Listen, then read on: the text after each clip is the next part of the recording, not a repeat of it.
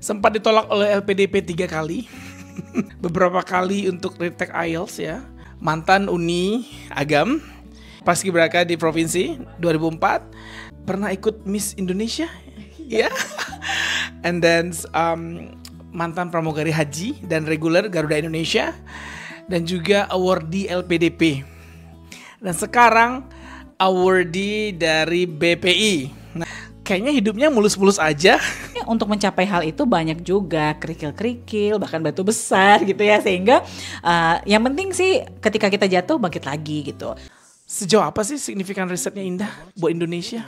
Ternyata ada di dosen saya memerankan banyak peran loh. Teman-teman semua, perkenalkan saya Indah Permata Suryani. Apa kata mereka? Apa kata mereka? Apa kata mereka? Dan apa kata mereka? Saya ingin memberikan yang terbaik untuk orang tua saya. Jauh-jauh kuliah, terus peladang juga. Pengen membuktikan bahwasanya saya tidak tua. Gimana nih kalau seandainya guru bahasa Inggrisnya IELTS-nya yang pas tengah? Jadi pengkhianat bangsa. Cepat kaya datang ke TEM.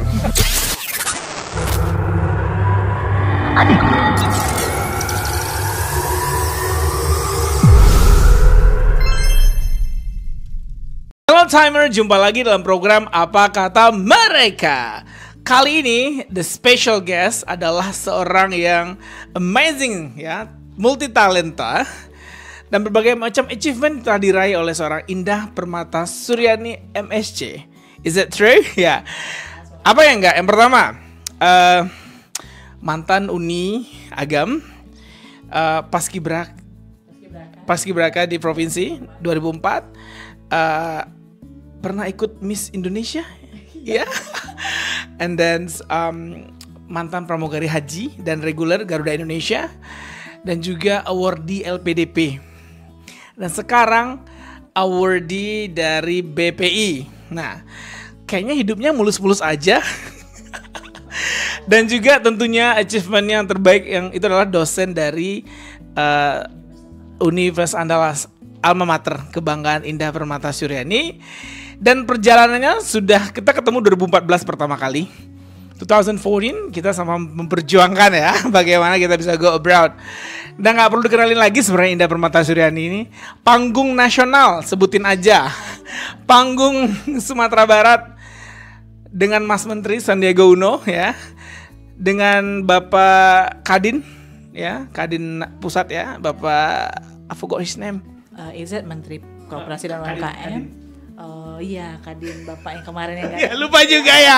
Aduh nggak mungkin nih, Kuala ntar lupa. Rashid kalau nggak salah. Ya Kadin ya. Jadi mau levelnya RT, RW, kelurahan, kecamatan, kota Padang, desa. Oh ya, ATKI satu lagi ya. Luar biasa. Juga sebagai dosen yang cukup aktif ya, tidak hanya mengajar, riset tentunya juga, dan juga tentunya sebagai pengabdian pada masyarakat, membina puluhan bahkan ratusan UMKM bersama Universitas Andalas tentunya. Ke Solo, kemana lagi, Bukit Tinggi ya, pokoknya semua Sumatera Barat ala-alanya, Pasaman Barat ya. Aduh kan panjang, kalau gue bacain CV mungkin sama kayak CV Bapak Audi Jonaldi, 38 page. Oke, kenalan dulu dong sama Indah. Bagi mungkin barangkali ada juga yang kenal Indah nih. Silakan Bu Indah. Oke, halo Bang Melki. Saya such an honor sebenarnya diundang di Time Language Center ini. Wow, ini kayaknya hot seat sebenarnya sih. Teman-teman semua, perkenalkan saya Indah Permata Suryani. Tadi sudah banyak dikenalkan oleh Bang Melki. Saya ya kalau bisa dibilang saya pertama mungkin kalau bisa dibilang saya besarnya di Agam dulu, di Lubuk Basong. Tapi aslinya di Padang. Saya banyak belajar di situ termasuk bahasa Inggris. Nah, basicnya itu. Dan saya juga sempat kerja di TV dulu di Padang TV tahun 2009. Nah, saat ini jadi dosen dan sempat di Garuda. Alhamdulillah sekarang diberikan kesempatan oleh Allah juga untuk melanjutkan studi S3 dan tentunya juga tidak terlepas dari peran Time Language Center. Kayaknya gue harus beli rod yang 2 deh, kayaknya ntar ya. Abis ini ya. Let me hold the mic for you, Indah. Oke, Indah, kayaknya emang hidup Indah mulus-mulus aja ya. Itu nggak ada obstacle apa sih sebenarnya? Wow, this is a big question. Emang kalau di CV kan kayaknya ada semua gitu ya Mbak Melki ya. Ini sebenarnya pertanyaannya saya berasa di interview LPDP kayaknya nih, aduh gitu kan. Jadi memang pertanyaan kayaknya hidup kamu mulus-mulus aja Indah. Tapi sebenarnya yang di CV tentunya yang lulus aja. Nah sebenarnya untuk mencapai hal itu banyak juga kerikil-kerikil bahkan batu besar gitu ya. Sehingga yang penting sih ketika kita jatuh bangkit lagi gitu. Banyak sebenarnya Bang. Tapi yang menjadi yang bersyukurnya adalah pertama support dari suami itu sangat full sekali, dan tentunya juga keluarga suami dan keluarga saya juga gitu, dan anak-anak yang paling penting, karena memang kalau sekarang saya bisa bilang anak-anak, tapi mungkin dari dulu dari zaman sekolah mungkin orang tua paling pertama dan juga adik-adik, tapi kalau sekarang berkeluarga punya suami, ridho suami juga yang pertama kali itu sih Bang Melki. Oke. Sempat ditolak oleh LPDP 3 kali dan juga beberapa kali untuk retake IELTS ya. Tapi saya pelajari dari seorang Indah Permatasuri adalah resilient ya. Nah, ya resilient karena no matter how ya, you will get jatuh bangkit. Jadi Indah Permatasuri nggak mulus-mulus juga hidupnya guys. Ada sisi-sisi yang saya lihat perjuangan di situ. Indah benar-benar berjuang untuk part tertentu. Sooner or later, finally, at the end dia mendapatkan kesempatan untuk lanjut PhD di Coventry University.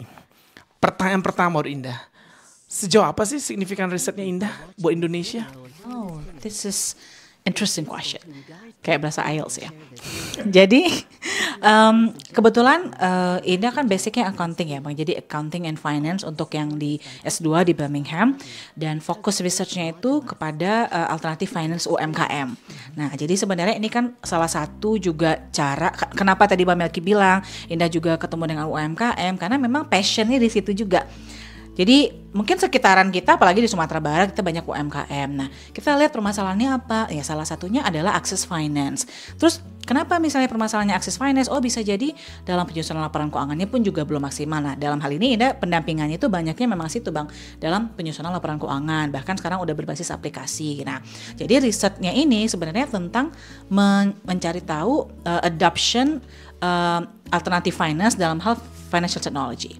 Jadi itu yang menjadi fokus riset sekarang. Nah, kan sekarang sudah banyak ya kayak misalnya financial technology yang berfokus kepada membantu UMKM seperti misalnya Amarta kalau kita bisa sebut ya.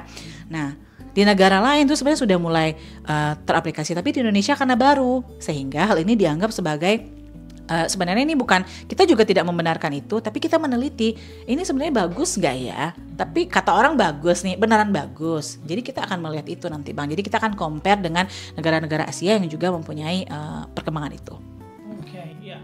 Oke, UMKM. Saya barusan pelatihan dari Bank Indonesia ya. Nah kita boleh endorse nih, karena saya merasa ini bermanfaat sekali bagi 65 juta UMKM ya, dan 600.000 UMKM di Sumatera Barat, dan kita harus melakukan transformasi digital ya. Dan dari data yang saya dapatkan dari Dinas Kementerian Koperasi di Sumatera Barat itu baru 17.000 sekian ya, which is the less than 3% dari jumlah UMKM. Dan signifikansi riset Indah membantu mereka. Memang benar UMKM itu adalah uangnya gabung ya. Ini pendapatan, itu juga ada pengeluaran nanti beli baju anak, ongkos anak, Gojek dan semacamnya ya. Nah ini yang akan Indah lakukan terhadap UMKM di Sumatera Barat sehingga bisa memantaskan diri menjadi UMKM yang naik kelas katanya, begitu ya. Well Indah, nah sebagai seorang dosen tuh kesibukan saya lihat juga di mana-mana ada panggung ya. Kalau di Instagramnya itu warawiri kesana kesini ya. Itu how that you manage your time ya. Karena you have to teaching ya, nggak mungkin kan jadi dosen kasih tugas selesai ya. Mohon maaf ya, saya tidak menyinggung itu, tapi somehow ada oknum dosen yang begitu yang nggak masuk satu semester. Nah bagaimana seorang Indah membagi sebagai mom, sebagai istri, yes ya, 3 kids lagi ya, sebagai istri, sebagai dosen, sebagai public figure juga, selebritis juga bisa dikatakan lah ya. Apa sih dunia nggak dijajaki loh seorang Indah Permatasuri ini? Dunia MC, dunia moderator, akademisi ya. Itu bagaimana Indah membagi waktu sehingga Indah bisa maksimal di setiap sport yang Indah jalani maksud saya. mungkin sebenarnya berawal dari hobi dulu semua ya Bang. Maksudnya kalau kita nggak suka dengan sesuatu yang kita kerjakan ya kita pasti akan give up di tengah jalan. Aduh banyak banget sih kerjaannya, udahlah berhenti gitu. Nah dari awal passion untuk jadi akademisi ini, maksudnya kan dulu Bang Melki tahu di Garuda dulu kan, orang bertanya-tanya kenapa sih mau berhenti di Garuda? Ya gitulah gitu duitnya ini dibandingkan dengan dosen gitu kan. Sebenarnya itu balik lagi tentang passion dan juga tentang goals kita untuk masa depan. Kalau ini dulu mikirnya, saya bilang ke suami pastinya, bilang ke suami saya mau jadi akademisi karena saya suka ngomong dan saya suka sharing informasi dengan orang-orang. Nah karena itu oke, jadi dosen. Tadinya mikir juga nih dosen cuma ngajar di kelas, ternyata gitu kan, semuanya juga dipegang dosen. Sampai semua kegiatan-kegiatan kepanitiaan juga. Ternyata saya melihat wah ternyata dari dosen saya memerankan banyak peran loh. Yang tadinya saya mungkin ketika di Padang TV jadi news presenter, yang akhirnya skill saya itu terpakai jadi moderator mungkin yang tentunya juga berkaitan dengan keahlian bidang saya. Kemudian juga misalnya international conference, karena saya juga punya basic English, jadi ada juga gitu. Jadi saya rasa sih dosen ini memainkan banyak peran. Saya suka di situ. Saya nggak hanya bisa tiba-tiba jadi dosen yang mungkin cuma nulis aja gitu, tapi saya juga bisa jadi dosen yang ke mahasiswanya bisa sharing information, real situationnya gimana, dan saya juga bisa sharing di kelas seperti itu. Nah, bagi waktu lagi. Sebenarnya ini memang ya kita punya ya gimana ya 24 jam cuma kita kan Bang ya. Memang sih kalau kita bisa bilang ada beberapa yang harus kita korbankan waktunya ya. Misalnya apakah waktu tidur ya, kalau dari orang kesehatan mungkin bilangnya salah itu tidurnya harus 8 jam misalnya kan. Tapi kan ada beberapa situasi misalnya ketika ada sesuatu yang kita agak lebih kegiatannya, otomatis ya jam tidur mungkin agak dikurangi gitu. Tapi yang pasti anak-anak juga mereka butuh perhatian ya. Kalau nggak mereka komplain terus. Nah weekend itu udah pasti kita jalan gitu sama suami dan juga alhamdulillah support kan. Jadi di situ ngatur waktunya. Kemudian di rumah juga ya masak juga. Dan suami juga nggak terlalu kamu harus tiap hari masak ya, enggak. Kalau misalnya dia tahu ada deadline ya kita nggak apa-apa beli dulu. Nanti kalau misalnya ada waktu kamu masak. Jadi nggak harus tiap hari seperti itu. Yang penting sekolah anak juga lancar, semua disiapin. Tapi alhamdulillah ya Bang, walaupun orang mikir banyak banget sih kegiatannya, alhamdulillah dijalani aja dan itu terjalani gitu dengan lancar dan semuanya terpenuhi. Mau keluar kota sharing suami juga bisa menemani gitu. Jadi anak-anak bahkan dibawa Bang, kita kadang staycation juga ya. Jadi narasumber tapi kita juga bawa anak. Ya alhamdulillah, jadi mereka mungkin juga bisa belajar, oke gini kerjaan mamanya ya gitu. Nah, itu kan bisa dilihat kan seperti apa ngatur ritmenya. Nah, ini untuk saya undang ke apa kata mereka ini H-2 sebelum dia terbang ke UK, guys. Dari mulai dapat kabar dia lulus, oke Indah, I book your time, ya. Somehow anytime you can come, just let us know, and then we can ready the setting untuk syuting gitu ya. Dan dunia syuting udah gak dunia yang asing lagi buat seorang Indah tentunya. Dengan public speaking yang luar biasa, dengan pronunciation yang very clear. Nanti bisa dilihat cuplikannya nanti ya. Ada tuh beberapa Indah lagi conduct conference ya, international conference. The Dean of Engineering Faculty of Andalas University, His Excellency Professor Ikhwana El Fitri, PhD.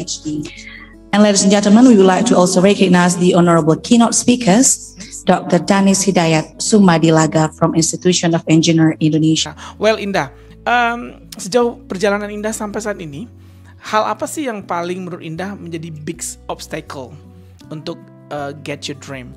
Sebenarnya kalau dari diri sendiri, saya bisa bilang sih mungkin semangat itu pertama ya Bang ya. Tapi alhamdulillah sih bisa diatasi ya. Karena mungkin kita emang bener-bener pengen banget itu loh gitu loh. Ya tapi nggak lulus. Ya udah kita cari. Pokoknya saya harus dapetin itu gitu loh. Terus kalau orang bisa, kenapa saya nggak bisa? Apalagi kalau misalnya tiba-tiba, wah teman saya udah ada yang lulus nih. Lah kok saya masih belum gitu. Jadi obstacle-nya mungkin bisa kita bilang diri kita sendiri. Kalau kita tiba-tiba jadi capek, jadi males, itu nggak akan tercapai gitu. Tapi alhamdulillahnya, nah balik lagi Bang Melki, kita kan kenapa ini mungkin juga sering ke time dan sering bilang ke teman-teman, time sering share informasi sebenarnya apa ya? Karena ini merasakan situasi di mana ketika di time kita punya ekosistem. Kita punya ekosistem orang-orang yang saling berjuang. Jadi kalau misalnya kamu ikut tes beasiswa ada 5 orang, kemudian ada dulu kita dari S2 gitu ya, sampai teman kita juga akhirnya sekarang juga mencapai tujuan yang dia punya gitu. Jadi ekosistem itu kalau misalnya ada yang nggak lulus, ya kita saling support lagi gitu. Oh nggak lulus, ya udah bukan berarti down. Intinya ekosistem itu yang penting emang Bang. Dan motivasinya munculnya dari situ gitu. Jadi kalau Nabila saya bilang sih obstacle, kalau dibilang suami alhamdulillah lancar juga, anak-anak juga support, keluarga juga support, doa juga selalu dari orang tua dan suami juga datang gitu. Jadi bisa bilang sih mungkin diri kita sendiri kalau lagi nggak pede bisa aja kan di situasi kayak wah saya award di LPDP loh S2 kok saya nggak lulus gitu, atau kesombongan dari diri kita, kayaknya itu sih sebenarnya obstacle terbesar. Do not overconfident probably ya. Yeah, but it's okay. Times bring you to this spot at the moment ya. Udah sampai pada jenjang akan berangkat 2 hari lagi ke UK dan memulai pertualangannya PhD journey-nya ya. Roller coaster PhD itu akan meliuk-liuk dan membuat jantung Anda tinggal di atas, Anda udah di bawah ya, beragam problema. Seorang ibu juga nanti seorang student PhD juga akan pusing. PhD kan permanent head damage ya. Permanent head damage sampai indah, sampai dibilang selamat ada dokter gitu ya. Nah itu baru hilang sakit kepalanya. Itu pengalaman saya cerita dengan para PhD student. Nah Indah, suami kan di sini saya ngelihat dari mulai kita ketemu ya, 2014 is really supporting you lot gitu ya. Suami Indah ini sebagai seorang entrepreneur ya, saling support each other. Ini benar pasangan yang saling mensupport. Bahkan suami lebih insist dari Indah kayaknya. Si Bapak masih on the way guys ya, silakan sambil diminum ya katanya. Si Bapak Andre ini sangat insist ya kepada Andre, tapi sama dengan saya. Curhat. Saya juga insist, tapi saya belum mau lanjut master nih. Nah, sama Andre juga kayak. Nah, Indah kan sebagai dosen sekarang ya. Nah, ini kan masih banyak melihat mahasiswa-mahasiswa. Nah, according to your point of view, mahasiswanya kayaknya dikasih info kayak ISMA, kayak beasiswa, itu not really interest ya. Secara dosennya udah, achievementnya udah nggak terhitung ya, CV-nya udah berlapis-lapis, tapi mahasiswanya masih yang sifatnya iya deh ntar so. Itu bagaimana Indah tetap menyemangati gitu, walaupun circle mahasiswanya masih banyak belum tertarik, seperti apa sih? Ini kayaknya pertanyaan BPI persis kayak gini nih. Gitu ya? Iya. Cocok. Nah, jadi Bang, Indah ngelihat situasi itu juga sedih sebenarnya. Karena dulu zaman kita kuliah, kita pasti kayak mencari peluang. Dulu Indah ikut Youth Exchange Program ke Australia yang dari IEP, ya itu saya ingetin sekarang kan. Saya yang wawancara sebenarnya. Saya jawab diri saya sendiri. Jadi IEP itu kan dari Kemenpora. Nah itu pengalaman pertama kali ke luar negeri yang bikin kita addicted ya. Pengen lagi ke luar negeri lah. Kayaknya mungkin sekolah nanti ya. Itu ada tiap tahun. Dan saya sudah memberikan informasi kepada mahasiswa. Cuma kadang ada yang kayak nanti lah Bu bahasa Inggris saya masih belum bagus gitu. Nanti saya masih skripsi. Skripsi. Kemudian kan semua prioritasnya punya ya. Tapi mereka kadang-kadang tidak mungkin less motivation, tapi saya udah memotivasi sebenarnya. Nah, akhirnya saya tuh bikin satu grup Mbak Melki. Grup WhatsApp saya udah coba bikin nama grupnya Youth Empowerment UNAN. Jadi siapa yang mau dapat informasi terupdate tentang apapun itu, termasuk yang kegiatan-kegiatan ISMA ataupun Youth Exchange, gabung di WA itu gitu. WAV juga ya? Ya WAV juga saya share. Kemudian kalau teman-teman juga mau share silahkan share juga. Karena zaman dulu rasanya informasi itu pelit-pelitan gitu loh. Saya juga merasa kayak kok saya baru tahu ya. Wah ternyata ada ini loh. Terus kenapa sih zaman sekarang semuanya terbuka tapi malah pada nggak mau? Gregetan kan? Gregetan yang benar. Terus kayak waduh dulu zaman saya nggak ada ISMA, nggak ada ini, saya cari aja peluang yang ada gitu kan, semua diikutin. Tapi ketika udah ada, kenapa mahasiswa sekarang merasa insecure gitu, belum dicoba gitu. Dan bahkan balik lagi, sebenarnya coba aja dulu kan. Kalau kita kan coba aja dulu. Kalau lulus alhamdulillah, kalau enggak ya nggak apa-apa. Coba lagi gitu kan. At least pengalamannya dapat. Nah mungkin itu kayaknya yang saya rasa juga agak kurang zaman sekarang sama anak-anak muda ya. Resilience tadi. Makanya resilience disebut terus, padahal saya bilang kayaknya kita dulu resilience aja ya. Tapi kenapa resilience disebut lagi? Karena itu udah kurang dan udah menipis juga mungkin. Jadi semangat anak muda semua.